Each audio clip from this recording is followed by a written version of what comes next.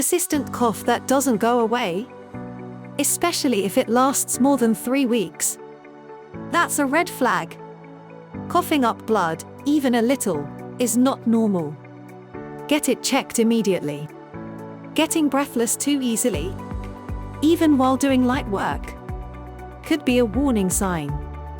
Sudden weight loss or constant tiredness without any reason? Don't just brush it off. Chest pain or a dull ache that lingers, especially while breathing or coughing? Not every cough is cancer, but early checkup can save your life.